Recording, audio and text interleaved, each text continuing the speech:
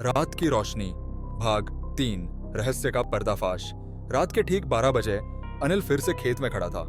हवा में वही अजीब सन्नाटा था, जैसे प्रकृति भी इस रहस्य को छुपाने की कोशिश कर रही हो।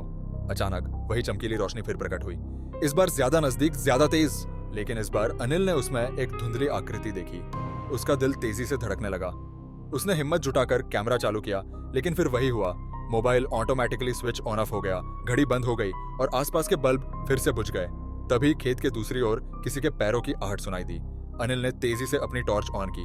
टॉर्च की रोशनी में उसने देखा एक आदमी खेत के कोने में छुपा हुआ था। कौन हो तुम? अनिल चिल्लाया। वह आदमी भागने लगा, लेकिन अनिल ने पीछा किया। आखिरकार कुछ दूरी पर उसने आदमी को पकड़ लिया। वह गांव के एक पुराने बिजली मिस्त्री रामलाल थे। तुम यहाँ क्या कर रहे हो? अनिल ने गुस्से से पूछा। रामलाल की आंखों में डर था।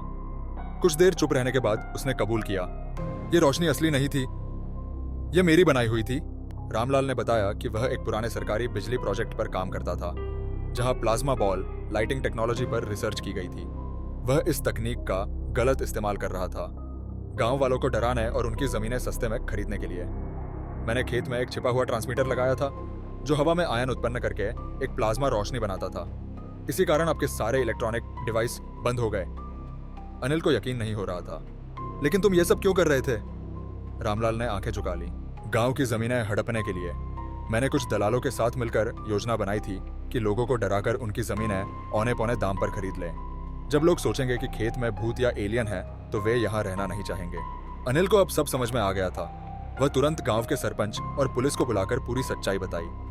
पुलिस ने जब खेत में जांच की, तो उन्हें छुपे हुए ट्रांसमीटर, बैटरियां और एक खास इलेक्ट्रोमैग्नेटिक डिवाइस मिली, जिससे यह रोशनी बनाई जा रही थी। रामलाल और उसके साथी गिरफ्तार हो गए। गांव की जमीनें अब सुरक्षित थीं और लोगों को भी पता चल गया कि हर रहस्य के पीछे कोई ना कोई वैज्ञानिक कारण होता है। सीख, हर चमकती चीज सोना नहीं होती और हर रहस्य परालौकिक नहीं होता। कभी कभी असली भूत इंसानों की लालच और चालाकी होती है।